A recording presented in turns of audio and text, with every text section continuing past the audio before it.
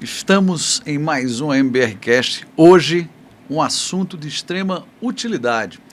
Nós trouxemos aqui dois grandes ortopedistas para falar sobre as questões da ortopedia, né? As evoluções, as prevenções, a atividade esportiva e a ortopedia, né? E nós trouxemos quem? O Dr. Daniel Carvalho de Toledo, que é médico pela nossa ESC aqui no Distrito Federal, é mestre em ciência pela Universidade de São Paulo. Ele é cirurgião de ombro e cotovelo e fez isso em Belo Horizonte, é médico assistente do Brasília Vôlei Sport Clube e do Brasília Futsal e é membro da Diretoria Brasileira de Ortopedia e Traumatologia, a seção do Distrito Federal. E o Dr. Frederico Arruda, graduado também aqui pela nossa ESCS, e ele fez residência em Ortopedia e Traumatologia no Hospital Regional de Taguatinga, especialização em Traumatologia e Ortopedia pela Universidade Federal de São Paulo e é membro titular da Sociedade Brasileira de Ortopedia, a SBOT. Sejam muito bem-vindos, é um prazer imenso recebê-los e a gente tem muito assunto aí para navegar. Eu gostaria de conversar com vocês uma coisa que é muito habitual da classe médica até. O paciente chega dizendo que quer fazer atividade física e a gente pensa sempre na morte cardiovascular, no infarto, na arritmia e às vezes a gente esquece da parte ortopédica, né? Então a pergunta seria, o que é necessário para alguém, antes de começar uma atividade física, fazer de prevenção ortopédica, já que esse é um problema sério e muita gente se dá mal quando isso não acontece. Boa noite a vocês. Vamos começar pelo Daniel. Muito bem, excelente pergunta, é algo bastante atual e trabalhado. Nós temos vivido aí, né, um boom de esportes como corrida, né, super praticado hoje no dia a dia. A gente tem tido adesão cada vez maior de pacientes mais velhos fazendo esse tipo de esporte. E sem dúvidas, né, a gente trabalhar a prevenção disso é um dos fatores mais importantes. Então, o que a gente faz para o atleta profissional hoje, a gente consegue fazer para o atleta amador também. Então, sem dúvidas, existem tecnologias hoje cada vez mais disponíveis. A avaliação cardiopulmonar, sem dúvida, faz parte sim dessa avaliação, mas hoje a gente tem avaliação de pisada, avaliação de força, né, avaliação dinâmica. Seja, um tênis errado já pode atrapalhar a vida do paciente, né? A avaliação de pisada, com certeza, já é um dos fatores que você vai avaliar com a baropodometria. Então, a tecnologia ela vem forte. A gente tem hoje avaliação por 3D do movimento, de forma que uma pessoa que eventualmente está saindo do sedentarismo e, de repente, ela utiliza da tecnologia a favor dela, sem dúvidas, a gente consegue aumentar muito a chance de não ocorrer lesões, de prevenir lesões. E essas tecnologias estão disponíveis aqui em Brasília. Ou seja, não só a consulta ao cardiologista, a gente entende que as questões cardiovasculares são extremamente importantes, né? O infarto, a arritmia cardíaca, mas a consulta ao ortopedista antes de você começar a sua atividade física, ou você que já está fazendo atividade física, é extremamente importante porque os problemas ortopédicos facilmente são prevalentes, não é? Doutor Frederico, qual tem sido os traumas mais comuns que vocês pegam aí quem pratica atividade física? Assim, antes eu gostaria de agradecer de estar aqui no podcast da MBR. Muito obrigado na presença aqui do meu colega Dr. Daniel. Geralmente, né, e a gente acaba atendendo muito pacientes que têm lesões de trauma da atividade física. E a gente pode citar algumas que são de contato direto, como contusões, até fraturas. E também lesões de esforço repetitivo. Aí a gente vê as tendinopatias, a epicondilite, que é bem comum, as entorses, né, principalmente tornozelo, pode ser seu trauma joelho. Específico, né? Aí cada esporte vai ter a sua peculiaridade, né, por conta da atividade propriamente. E essas atividades vão ter uma tendência a ter maiores tipos de lesão naquela área, né? Então, assim, é importante, né, que a gente saliente isso. Acho que a gente pode ir conversar um pouco sobre os esportes, até futebol, né, com um esporte clássico, que a gente pode abordar um pouco mais dessas lesões específicas, né? Não, legal, muito bom. A idade também é um fator de risco isolado, né? A gente incentiva a atividade física em todas as idades, né? E fatalmente os riscos com a idade elas vão acontecendo aí de forma diferente. Legal. Acho que esse tópico é importante, o da idade, porque cada vez mais o esporte, a atividade física, ele faz parte de um envelhecimento saudável. Sim. Faz parte de uma autonomia, uma propriocepção. Cada vez mais o idoso ele quer ser autônomo e ele precisa dessa atividade para manter uma marcha, para manter uma força, um equilíbrio ao andar e ser autônomo, ser cada vez mais independente. Hoje a gente vê idoso realmente praticando esporte e até de alto rendimento e fazendo atividades físicas, né, rotineiramente, que antigamente acabava que a gente não via. Claro. Outra coisa que provoca um impacto sério na especialidade de vocês é o trânsito, particularmente a questão aí do perigo do motoboy. A motocicleta ela tem um risco, né? Eu costumo dizer que um dos problemas do motociclista é que ele é vulnerável aos erros dos outros, não é? E isso também provoca muito problema de fratura exposta, de uma série de situação. Né? Houve um impacto do cinto de segurança na época que ele foi exigido, né? Acho que diminuiu, né, várias questões ortopédicas, porque não é? Hoje, como é a assistência do trauma no hospital público e no privado? Como é que as coisas acontecem hoje, não é? Principalmente do paciente politraumatizado, do paciente que tem várias fraturas. Durante muito tempo, a referência exclusiva era o hospital de base, não é? E alguns outros hospitais do Distrito Federal também recebiam, mas o trauma era muito ligado a essa porta que o hospital de base tinha. Do ponto de vista público, continua assim, e do ponto de vista privado, qual é a melhor assistência no politraumatismo? Doutor Frederico. A gente tem que distinguir um pouco aquele politrauma de lesões automobilísticas, né? Que esse daí ele chega com é muito disciplinar, né? Precisa de uma equipe multidisciplinar, precisa de grandes centros. Claro. O Hospital de Braz realmente é uma referência, né? Mas o hospital privado aqui hoje em Brasília está cada vez mais atento a esse perfil de paciente, fazendo a equipe multidisciplinar, o contato do clínico, do médico do trauma, o cirurgião geral e até com o ortopedista. A pessoa que estabiliza isso, ele já tem no hospital privado, porque era a primeira coisa, né? Quem vai decidir as prioridades? Sim. Vou chamar ortopedia, vou chamar neurocirurgia? Hoje, a rede privada aqui em Brasília, ela já está apta a receber esse politrauma, né? E ele já tem essas equipes interdisciplinares para atendimento. Vamos fazer uma navegação sobre avanço na especialidade, não é? O que é que aconteceu de diferente? E agora, eu gostaria de começar com uma pergunta que a gente às vezes vê, às vezes a gente não vê, depende de cada especialidade. Hoje no Distrito Federal, existe uma diferença tecnológica entre o privado e o público? Sem dúvidas. Existe. Essa diferença está calculada em quê? A qualidade de material, os avanços tecnológicos? A rede pública, nós fomos formados na rede pública. Sim. E desde a faculdade nós vivemos a rede pública. Tem meu pai e minha mãe médicos também da cidade, então assim, eu vivi de fato o SUS, né?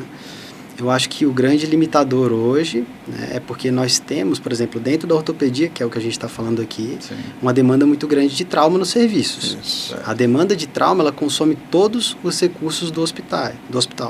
Eu fui formado no hospital de base. Talvez seja a grande espera, né?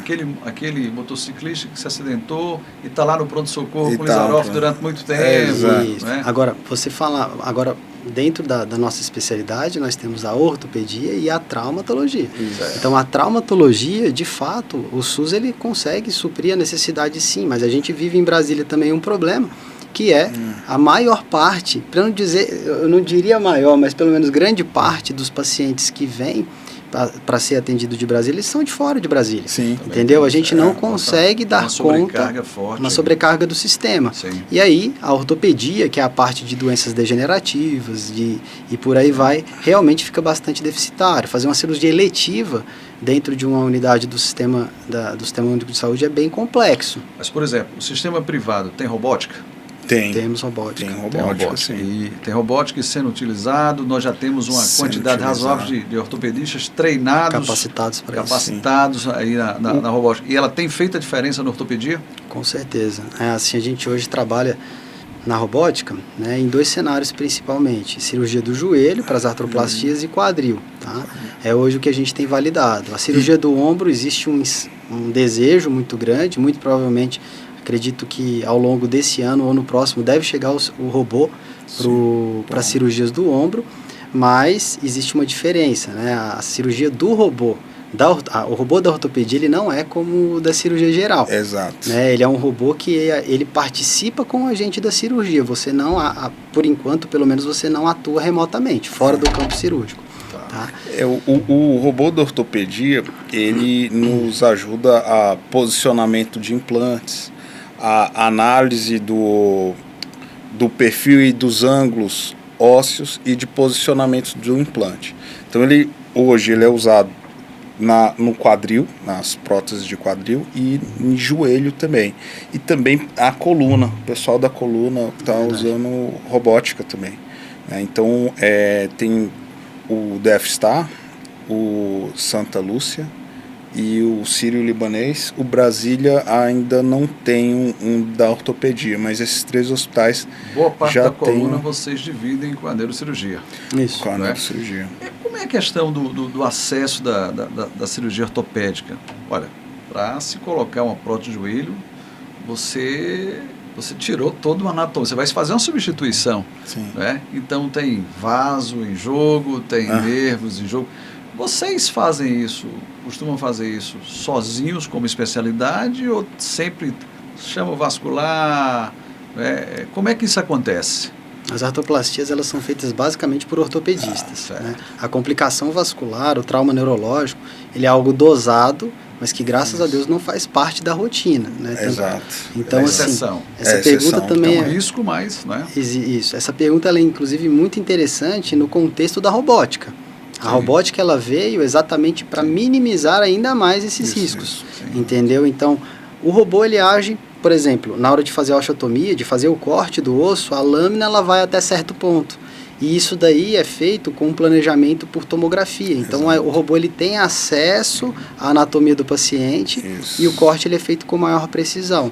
Mas como equipe, a gente mede esse risco, a gente sabe que ele existe, mas não é algo que você está ali preparado para essa eventualidade, embora possa acontecer. E os próprios acessos, né, Daniel? Os acessos, a gente já sabe o que vai encontrar no meio do acesso. Seja veia, artéria, nervo. Então faz parte, né, até do treinamento cirúrgico. E uma maneira de prever, você já sabe o que vai encontrar, e uma maneira de contornar eles e evitar... Eu acredito que a colocação de uma prótese é uma coisa bem traumática. Sem dúvida. Sem dúvida. Tem que estar bem indicado. O resultado ele vai vir da boa indicação. Da boa indicação. E sempre são anatomias. A anatomia do joelho não é anatomia simples, né? Sim. Anatomia complicada. Só os ligamentos do joelho já são complicados. Exato. Não é verdade. Da bacia a mesma coisa. Quer dizer, você está entrando numa pelve ali complicada. Né? Tudo isso é complexo. É bem complexo. A gente imagina assim. E é necessário bastante treinamento. Sim, sem dúvida. Né? Eu acho que vocês são uma especialidade que vão estar livre das pós-graduações. Né? A residência vai ser uma questão realmente de necessidade, porque imagina a ortopedia com muita mão na massa, porque você precisa ter tempo de voo. Não é verdade? Acredito que a inteligência artificial não vai substituir tão cedo a gente. Né? Eu duvido um pouco. Não somente pela parte técnica e cirúrgica, mas também pela indicação. Né? Acredito até que um robô ele possa aprender a fazer uma cirurgia, mas as nuances, os detalhes que levam à indicação para que você possa buscar o paciente adequado para aquele procedimento, ele necessita de uma interpretação, de um entendimento sobre cultura, desejo do paciente. Isso daí é bem complexo. hoje a robótica, ela é um auxílio, é uma mão a mais. E ela, quando bem utilizada, o médico ele precisa estar treinado em usar o braço do robô, usar a robótica. E quando o médico ele junta a expertise dele de já saber operar com um robô que vai ter anatomia tomográfica, ele não vai deixar eu dar um corte maior ou posicionar o implante de uma maneira diferente do que foi planejado previamente. Então isso chegou para agregar. Certo. Então, de qualquer forma, você precisa de um bom profissional, um bom cirurgião, com uma curva de aprendizado cirúrgica boa, usando um robô com a expertise de uso do robô, e aí isso sim vai ter um resultado melhor. Que essa vai ser uma evolução também. Vai ser Os uma robôs evolução. vão evoluir. Sem dúvida. Vão, né? os robôs vão evoluir. Uma coisa interessante. Olha, eu sou pneumologista e tenho alguns pacientes que foram submetidos à cirurgia robótica. E, assim, você fica meio fã da coisa. Imagina uma pessoa de mais de 80 anos, faz uma cirurgia de câncer de pulmão, faz uma cirurgia robótica e ela vai para casa com 24 horas. Isso Espetacular. Espetacular. Isso é uma coisa muito boa. No ortopedista também está assim ou... Eu acredito que essa diminuição do trauma não é tão grande quanto em algumas outras áreas? Eu acredito que uma das grandes evoluções dentro da ortopedia foi técnica cirúrgica, implantes, evolução de implantes. Hoje você faz prótese de joelho e tem paciente que vai embora no mesmo dia. A gente visita centros aí em Brasília e também fora de Brasília, em que a alta do paciente tem sido feita no mesmo dia. Então, é precoce, né? Você faz alta precoce. Você faz uma prótese de quadril, o paciente ele sai andando no mesmo dia. Sim. Entendeu? São coisas que a gente percebe que elas decorrem de uma evolução tanto da técnica cirúrgica quanto de implantes, e sem dúvidas isso é o dia a dia, isso é a realidade de hoje. Sim. Evolução diagnóstica. Logicamente que a ortopedia ela deve ser outra depois do advento da ressonância magnética. Não é? Mas existiu mais alguma coisa, principalmente vocês são muito dependentes de imagem, a imagem é extremamente importante, não é? Mas mais alguma coisa, existem questões laboratoriais que são feitas, tanto na evolução da doença. O que é que marcou, por exemplo, esses últimos 10 anos aí da ortopedia em termos de avanço diagnóstico? Softwares, né? Os softwares para planejamento cirúrgico hoje, eles são realidades. Então, a gente consegue trabalhar em softwares e com a tomografia do paciente. Sim. Então, imagina se o resultado da cirurgia vai depender de uma técnica adequada, de um implante adequado, imagina você fazer o planejamento tendo o osso do paciente jogado na sua tela da sua casa no dia anterior. Então, são coisas que evoluem muito. Então, existem softwares que específicos. Programa lá o que Sim. você quer fazer, como se você estivesse fazendo um projeto de uma casa. Sim. Exatamente. Então, eu queria até citar algumas coisas aqui. A impressora 3D, Sim. em que a gente faz uma tomografia e para um planejamento cirúrgico Bem específico, né? bem Porque para aquela específico, pessoa lá... a gente pode imprimir aquela peça 3D, aquele osso 3D, Certo. e fazer um planejamento mais, vamos dizer assim, assertivo. Uma outra evolução que eu cito, e essa eu aderi para mim, é o ultrassom.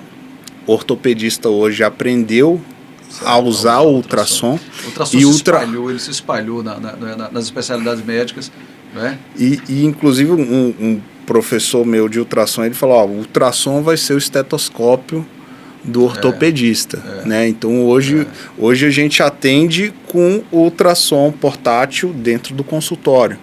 Ou na nossa clínica, quando tem uma dúvida diagnóstica ou quero mostrar para o paciente, você tem uma lesão do tendão, ou você tem uma tendinopatia, uma tendinite, eu posso simplesmente ir com ele até uma sala onde a gente tem um ultrassom e eu mostro ali para ele na hora. Então, uma outra evolução diagnóstica da ortopedia é o uso do ultrassom, né? Recentemente, a inteligência artificial também, acho que ela acaba que está invadindo todas as áreas, se a ortopedia não seria diferente. Sim. A própria sociedade brasileira montou uma comissão de inteligência artificial, do qual eu faço parte, em que a gente está discutindo questão de tirar dúvidas, questões de orientação e educação ao paciente, a questão até de busca de literatura que tem realmente uma referência, né, de peso. Então, acho que são tecnologias que estão na ortopedia, estão ajudando no diagnóstico, na conduta, na terapêutica, né? Acho que são essas aí. Eu vou fazer uma pergunta a vocês que é importante, que vocês clínicos que estão assistindo isso aqui, tá certo? Existe um antibiótico que a gente prescreve com muita frequência, não é? Que são as quinolonas, as fluoquinolonas, né? E ela tem uma ligação com a ruptura aí de tendão de Aquiles. Vocês têm visto isso? Isso é uma coisa que não é mais tão incomum, digamos assim? Não, acontece sim, né? Isso é motivo de debate todas as vezes que acontece, e acontece principalmente em lesões que não são tão frequentes, por exemplo, quadríceps, né? Geralmente você tem associação, bíceps, peitoral, que são lesões que assim acontecem, mas no contexto esportivo, você tem um atleta corredor fazendo um jogador de futebol com uma lesão de quadríceps ou tendão patelar, faz sentido. Agora você pegar um paciente que não é atleta de alta demanda, fazendo uma lesão como essa, sim, então sem dúvidas a quinolona ela tem essa associação e é acende importante. O alerta. E está muito claro essa questão, principalmente em quem tem mais idade, talvez o risco seja maior. Sem dúvida. Sim, mas assim, a quinolona é importante, mas todo atleta, né, a gente tem que fazer aquela avaliação. O corticoide continua sendo o grande vilão, o grande vilão dessas lesões. Anabolizante. Overuse do paciente fazendo técnicas erradas ou cheio de overtraining, né? O tabagismo, o alcoolismo, também, então tudo isso aí ele vai gerar uma fragilidade tendinosa e um risco maior de ruptura. Né? São tendões muito fortes, mas se rompem. São tendões fortes. Essa é uma questão extremamente importante, porque a gente vê cada vez mais o uso de esteroides por questões estéticas, né? E isso é uma coisa que chama atenção. A discussão, ela sempre tem um suporte cardiovascular. Olha, é um risco cardiovascular, isso pode provocar miocardite, né? Aumenta da poliglobulia, aumenta o risco cardiovascular, aumenta LDL, ok. Do ponto de vista ortopédico, esse músculo que hipertrofia com esteroide, ele é um músculo são ou ele é um músculo pseudo-são? Ele é um músculo envenenado, né? Músculo que é um V8, né? É um músculo que ele estava acostumado a puxar uma carga X e do dia para a noite ele vai puxar 10X, né? E eu acho que o problema não é nem tão muscular. As lesões que eu via na residência médica, as rupturas tendinosas que eu via, são diferentes das que eu vejo hoje. Então, eu sou cirurgião de membro superior, então a gente opera com frequência, para não dizer toda semana, mas quase toda semana, ruptura de bíceps distal, ruptura de peitoral, as lesões do manguito também. Mas aí o esteroide provocando o enfraquecimento? Eu acho que é o contrário. Imagina a situação seguinte, o tendão, ele demora muito mais ele demora para evoluir, ele leva mais tempo para evoluir do que o músculo. Exato. E de repente do dia para a noite, hipertrofia muscular com quase o mesmo tendão. Sem dúvidas. É interessante você abordar isso em cirurgia, né? A gente pega atletas experimentados, vividos, atletas que treinaram musculação ao longo da vida, e na eventualidade de uma cirurgia, são tendões que você vê que você até se questiona como que isso arrebentou. E a frequência disso tem sido cada vez maior? Cada vez maior. E você pega o atleta que eventualmente começou ciclos de anabolizante, que faz essas rupturas, você se depara com tendões tão finos que você fala, não é compatível com a massa muscular. A massa muscular que hipertrofiou demais. É uma corda que foi submetida a uma carga que ela não tolera. Exato. Hipertrofiou demais por uso de anabolizante, né? Aí faz uma atividade física para tentar... Ele se acha que ele está mais forte, ele pode pegar mais carga também. Ele puxa mais carga, mas ele não está preparado para aquela... A estrutura não está preparada para aquilo. Né? E aí vem os rompimentos. O músculo menos, mas principalmente lesões tendinosas são bem frequentes. Então, fica aí para vocês, né? Existe uma grande discussão de redes sociais e tal, né? Então, colocar... Estamos criando várias especialidades que a gente chama de pseudo-especialidades, que na realidade ela não existe, né? Mas uma delas mexendo só com hormônio, hormonologia. Hormonologia, né? Venha você que trata, né?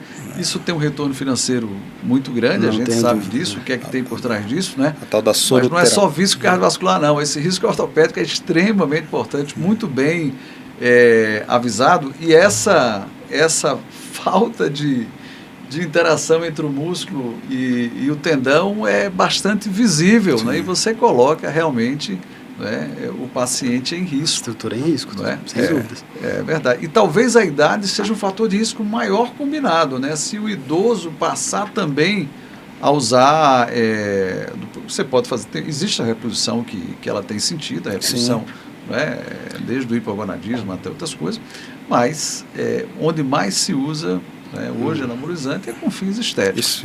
Inclusive muito para as mulheres. Também. Melhorando aí a qualidade de vida da mulher. E às vezes você pega, não é incomum, já tive a oportunidade várias vezes de ver, dosagem de testosterona em mulher, dosagem de homem. Exato. Dosagem de homem lá, e ela achando que aquilo é uma coisa muito positiva, cheio de efeitos colaterais visíveis, acne, pele oleosa, tal, voz grossa, e achando aquilo maravilhoso, e tem risco. Isso é bem importante. Muito bem.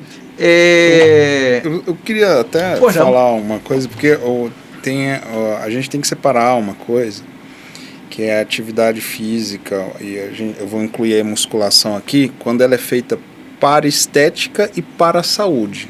Certo. São coisas diferentes. Certo. Então, esse caso em que envolve muitas pessoas usando os esteroides, testosterona, um exemplo, é feito por fim estético. Aí o cara vai fazer uma musculação que é de hipertrofia, é de emagrecimento, é de definição. E isso é um treino. O treino para manutenção de tônus muscular, fortalecimento, equilíbrio é outro treino. Aqui a gente está na saúde. Desse lado a gente está na estética. Não estou dizendo que a gente não possa buscar estética, mas que são coisas e caminhos diferentes. Verdade. Bem, a população ela vive cada vez mais.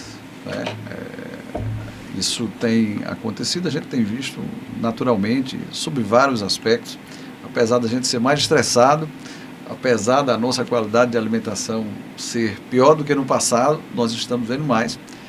E isso se deve possivelmente a todas as intervenções dos avanços médicos que estão fazendo com que as pessoas vivam mais. Existe um fenômeno que vai falar de independência. A independência durante a vida do sistema músculo-esqueleto ela é fundamental. Sem dúvida. E até como prevenção a capacidade muscular daquela pessoa e longevidade. Olha que relação interpelante. E a sarcopenia é um fenômeno que a gente vê claramente em vários pacientes. Existe programação para se evitar a sarcopenia? São as coisas que vocês têm debatido, o que se fazer para envelhecer com o sistema músculo-esqueleto com qualidade? Sim, e a gente sabe, a evidência disponível, fala que você cria uma bagagem ao longo da vida.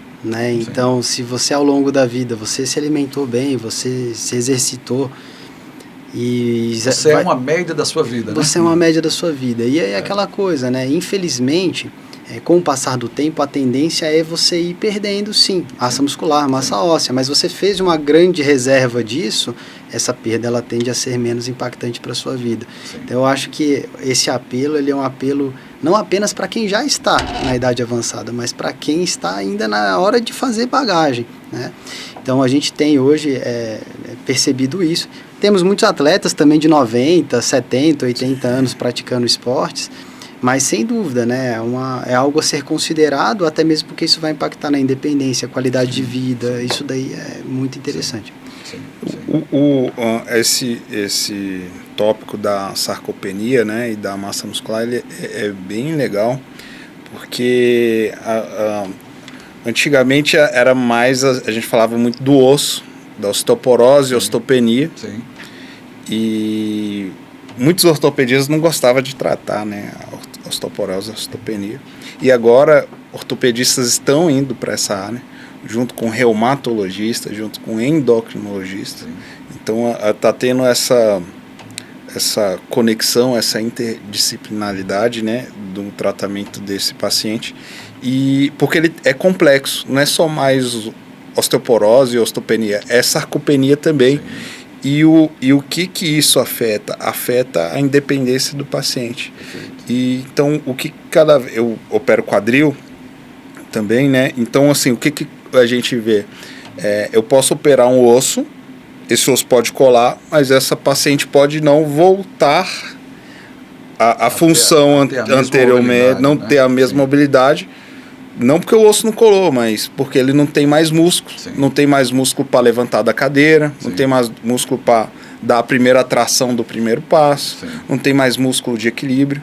Então, é importante a atividade física, né? Então, ela já faz parte desse envelhecimento saudável. Essa é a melhor das prevenções. Assim. É a melhor das prevenções. E uma coisa que a gente diz, sendo feito com responsabilidade, é a mais barata, sim, inclusive. Né? Sim, é importante sempre a gente dizer que a atividade física precisa ser feita com orientação. Sim. Uma atividade física mal orientada também tem seus problemas. Sem dúvida. Né? Também tem seus problemas.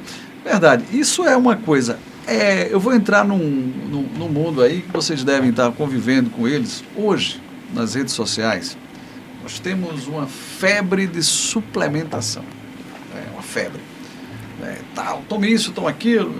Às vezes eu fico assustado. Que o camarada chega assim e diz: quer dormir bem? Tome magnésio. Imagina a quantidade de problemas do sono relacionados, se o magnésio fosse resolver essas questões. Mas as coisas são assim. O que é que tem mais problema hoje com ortopedia e o que é que a gente já pode dizer? Olha, isso aqui não tem nenhum sentido. O que é que vocês têm visto? Porque a área de vocês é uma área bem... melhora a massa muscular, melhora a massa óssea, você tem que fazer isso, você tem que fazer aquilo. Hoje, esse parâmetro que o pessoal diz que é normal, não é normal, o normal é acima disso. Como é que vocês têm convivido com isso? É um desafio, principalmente lidando com o atleta.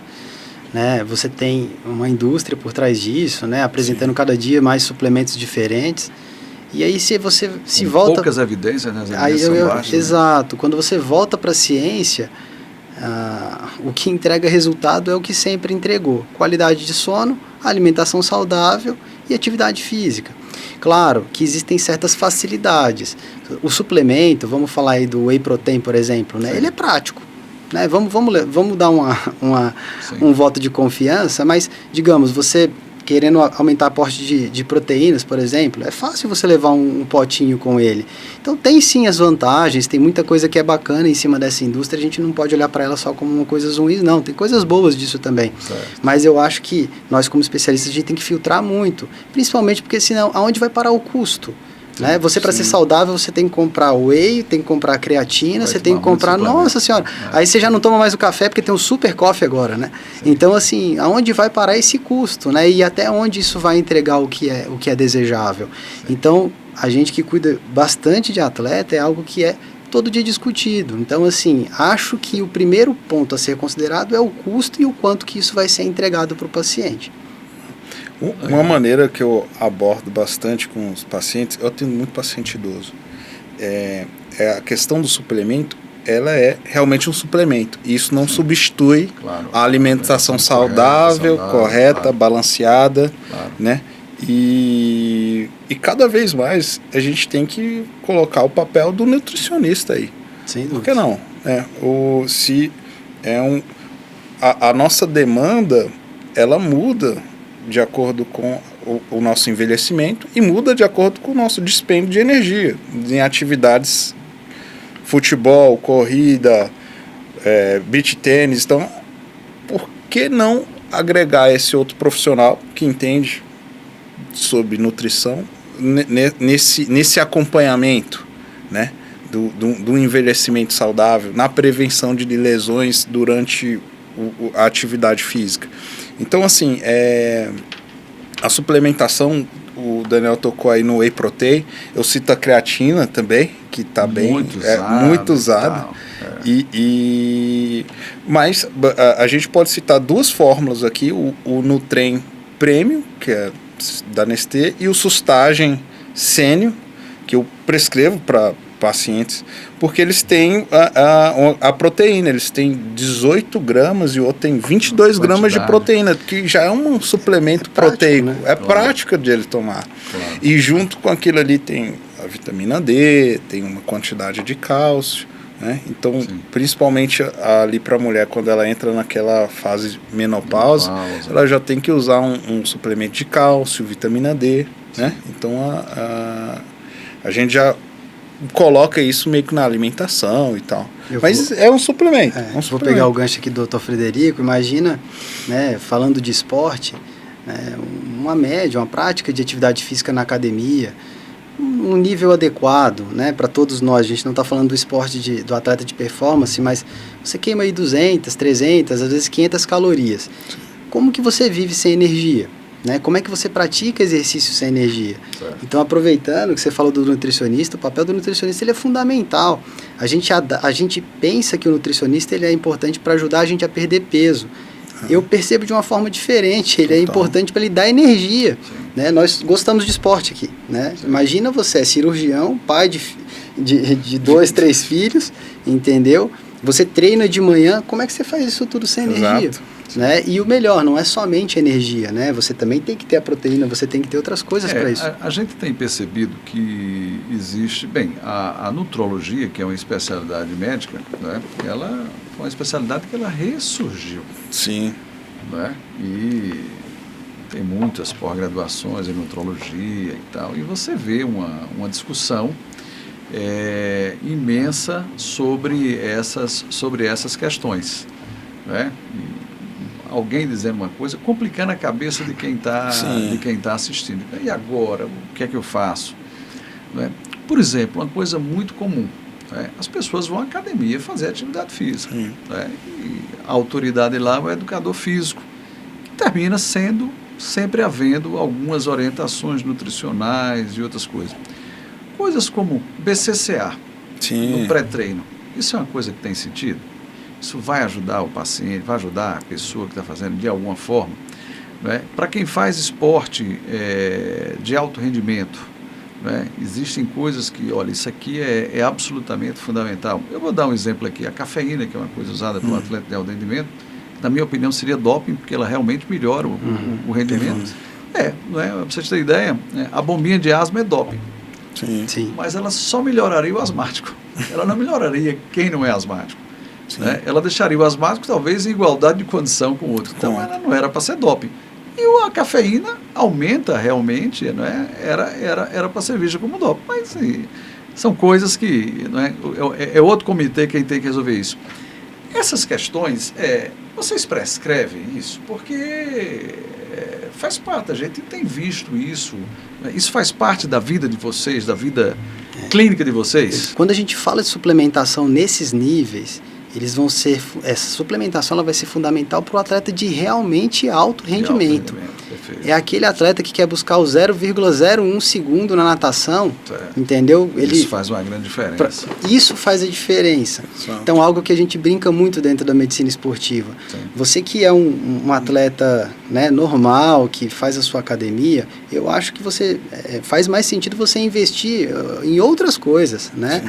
Não apenas no suplemento. Insisto, é prático, tem certas coisas que fazem muito sentido, mas a evidência que se existe sobre isso é que ele vai fazer a diferença realmente naquele atleta que está preocupado com o atrito do ar, né, para conseguir performar melhor e conseguir o ranking necessário para a Olimpíada. Sim. Bem, isso é bem colocado, porque a gente vê muito, né, a indústria da suplementação. Ela vai bater a indústria farmacêutica, porque e o contrário é exatamente isso. Fica até preocupado. O que a indústria farmacêutica não lhe conta, não quer que você saiba. Aí lá vem, né, a enxurrada de suplementos. Isso a gente tem visto nas redes sociais. Eu também, na minha rotina, eu não costumo prescrever suplementação. A suplementação que eu uso rotineiramente é no idoso e é suplementação proteica, ou pro osteopênico, osteoporose, que eu uso vitamina D e cálcio. alguma literatura um pouco mais recente, coloca o magnésio e a vitamina K também, mas isso ainda está em discussão. E basicamente é a suplementação que eu faço para os meus pacientes. Eu não faço MSM, BCAA e outras coisas. E quando vocês, lógico que eu conto nas redes sociais, quando vocês assistem esses vídeos, né? Dá vontade de comentar alguma coisa lá embaixo. Às vezes se prende, né? Para não. Senão a gente vai abrir uma confusão imensa. Acaba que hoje no perfil, né, o próprio paciente, ele está procurando isso, ele está procurando aquele coaching ou aquele youtuber, né, YouTube ou o Instagram, um influencer, em que ele fala sobre diversas coisas, mas ele não tem um embasamento científico. Esse é o grande problema. Ali, né? Fala-se então, assim, muita coisa sem evidência científica. Então, às vezes, ele pode ler uma bula de uma medicação ou uma bula de que já vem tendenciosamente. Né? É a ideia de que aquilo é um produto natural e não vai ter problema nenhum, e eu posso usar à vontade e tal, e não vai ter problema nenhum. Sim. Bem, a gente tem no mundo todo uma pandemia de obesidade. A gente está falando exercício, a gente está falando, mas existe esse outro lado. Logicamente que esse paciente para vocês é muito mais complicado. Sim. Como é uma cirurgia, por exemplo, de colo de fêmur no super obeso? Olha aqui. Extremamente desafiador. Desafiador. O acesso, né? O acesso. O índice de complicação ele é altíssimo nesse perfil de paciente. Né? A gente vinha falando agora há pouco de tromboembolismo, embolia gordurosa. Né? É algo que é extremamente importante. Né? E não apenas a cirurgia, o emagrecimento também, dentro do contexto da esportiva, é algo que a gente tem trabalhado no nosso dia a dia. Porque com as tecnologias de emagrecimento, e a gente cita várias aqui, Ozempic, Mounjaro e por aí vai, a gente está começando a lidar com um novo perfil de lesão. Eu brinco com isso todo dia no consultório, mas imagina, é um crime você pegar um paciente que perdeu 40 quilos, que se esforçou, que foi atrás de perder 40 quilos, e ele sair da situação de obeso para lesionado. Certo. Porque vai vir a frustração e ele vai se tornar obeso de novo. Sim. Então, a gente tem tido um trabalho muito grande nesse sentido, porque é natural. A pessoa que perde muito peso, ela vai se dedicar para o esporte, ela começa a ficar vaidosa, e isso é muito bom. Perfeito. Por outro lado, ela entra na academia, entra em sobrecarga, machuca e procura a gente frustrado, e aí começa o ciclo vicioso de novo. Sim. Então essa é uma outra vertente dentro do contexto do tema obesidade, que tem sido bastante interessante. A lesão no paciente desnutrido, porque acaba se tornando desnutrido, que perdeu muito peso, perdeu e agora massa muscular, e agora você está com um você está com um ex-obeso machucado agora. Entendeu? Isso é muito complexo. Eu achei genial a sua colocação, Daniel. Eu queria só falar 2 pontos, né? A questão que o obeso, a gente acha que o obeso ele é forte, mas muitas vezes não. A massa magra, a massa muscular dele, ruim, ele pode até ser sarcopênico. E a obesidade esconde isso aí. E a obesidade acaba escondendo isso. E a outra é, puxando o gancho da semaglutida, do Mounjaro, né? Indicado para diabetes e obesidade, né? Mas as pessoas estão usando de uma maneira estética, total. Não podemos falar recreativa, né? Mas é verdade, mas é um mau consumo estético. Porque aí você pega pessoas com sobrepeso e todo mundo está usando. É a questão do querer emagrecer de forma fácil e rápida. E o emagrecimento rápido não tem jeito. Você perde massa magra. Exato, era o ponto. E aumenta o risco de lesão demais. As rupturas tendinosas por aí também. Você acaba perdendo a massa gorda, a gordura, mas você tem uma quantidade de massa magra. E se essa pessoa que estiver usando semaglutida, Mounjaro e seus derivados, não tiver um acompanhamento de um profissional de saúde, não tiver um acompanhamento de um educador físico, a chance dela lesar numa academia, num esporte, numa atividade física é maior, porque ela está perdendo também massa muscular. Então é um ponto importante a gente... A palavra fatalmente que mais norteia a ortopedia é dor. Né? Dor no aparelho locomotor é uma coisa bastante frequente, principalmente depois de 50, depois de 60 anos, a dor é uma coisa extremamente presente, não é? E tem uma dor muito comum, e a gente vê aqui na nossa associação médica, não é? As pessoas começam a fazer atividade física e a reclamação da fascite plantar. O que é que se pode fazer para se evitar a fascite plantar? A fascite plantar, ela entra num contexto de lesões associadas ao esporte, mas também associada a outros fatores, né? Falta de alongamento e por aí vai. Sim. A gente percebe, né, uma associação muito grande em pacientes com fascite plantar e pacientes que têm pouco alongamento. Pouco alongamento, né? Perfeito. Então, é uma doença que tem potencial para cura, mas que realmente incomoda muito, né? Está muito associada a calçado, né? Pessoas que andam muito descalço ou com sapatos baixos, mas sem dúvida é um problema que incomoda bastante, né? Um tênis inadequado para atividade física. Tênis sem salto, né? Às vezes um exagero também. Exagero. Né? Querendo ali perder um peso, fez uma atividade física a mais. Ou um tênis que já acabou ele já está desgastado, ele já não amortece mais, né? Sim. Então isso aí é uma outra coisa. Um outro perfil que eu vejo muito é na mulher que usa o salto alto e vai fazer uma atividade com um tênis que é mais baixo. Então acaba que quem usa muito salto alto tem um encurtamento posterior, né, do gastrocnêmio e da panturrilha, na panturrilha, e aí dá uma tendência maior ter uma fascite. É um problema para a mulher, não é? Por que a mulher, a incidência de joanete na mulher é muito maior do que no homem? O joanete abre uma bela de uma discussão também, né? Mas o joanete ele tem componente genético, tem componente funcional. Calçados também podem influenciar. Cultural pelo calçado, hormonal talvez não, né? Não sei. Tem um componente genético. É uma doença com diversas também nuances, né? Diversos fatores. E que incomoda muito, porque dói, né? Incomoda bastante. A cultura da mulher usar o sapato alto deve ter algum problema. A mulher que usa muito sapato alto durante a vida inteira deve dar algum problema. Tem um fator também relacionado ao calçado, né? E piora muito dependendo do calçado, né? Sim. O contato da parte do hálux valgo com a parte do sapato incomoda também, né? Dói. Tem dois problemas que eu acho que a gente vai ter assim excessivamente na população. A gente tem, que é a coluna, porque a gente sentou mal a vida inteira. Exato. Sentou mal na sala de aula. Nessa média de vida, né, a gente terminou usando.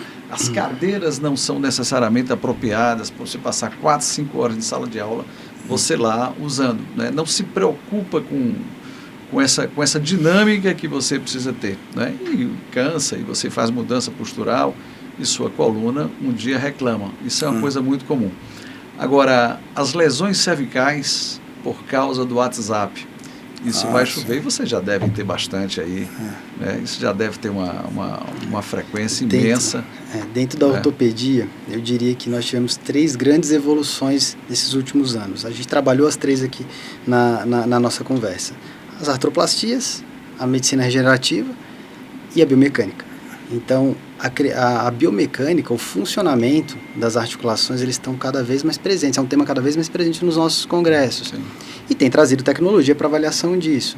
Então, funcionamento, hoje, é algo que a gente traz, inclusive, para as nossas cirurgias. Imagina, não adianta você corrigir, eventualmente, com uma cirurgia, tal estrutura, se você não melhorar o funcionamento dela. Então, mau posicionamento, a simetria de forças entre músculos agonistas e antagonistas, a postura é incluída nisso. Então, são situações que hoje são bastante debatidas, inclusive em congressos. Então, biomecânica, eu acho que vai ser uma das partes da medicina do futuro. Parar de olhar tanto para o problema e começar a olhar para o funcionamento. Acho que puxando esse gancho aí da cervicalgia, realmente é um problema grande a tela, né? E cada vez mais a tela tá com os nossos pequenos, né? Sim. Crianças, cada vez mais com a tela baixando a cabeça forçando o pescoço, né? Tem até, eventualmente tem um gráfico no YouTube que você pode colocar lá. Quanto maior a inclinação da cabeça, peso, né? Maior o peso, né, que a coluna faz para aguentar esse peso. Então, assim, é interessante a gente falar sobre isso, né? E é uma coisa que hoje em dia eu solicito muito meus pacientes, que é o RPG. É a reeducação postural global. Perfeito. Entendeu? E isso é mais importante que órteses, que é mais importante que... Dor crônica é uma coisa que bate muito a porta de vocês, sim, né? Sim. Sem dúvidas. Uma coisa. Muito bom, muito bom. Nós vamos encerrar esse excelente bate-papo. A gente fez uma verdadeira viagem pela ortopedia. Eu agradeço demais ao Dr. Daniel, ao Dr. Frederico, não é? Ficou um podcast muito leve, cheio de informações interessantes, tá certo? Cheio de informações evidenciadas, e a gente agradece demais. Eu gostaria da consideração final de vocês, principalmente uma consideração preventiva, tanto na ação do envelhecimento como na ação do esporte. Nós temos hoje tecnologias, nós temos hoje centros específicos que podem fazer isso.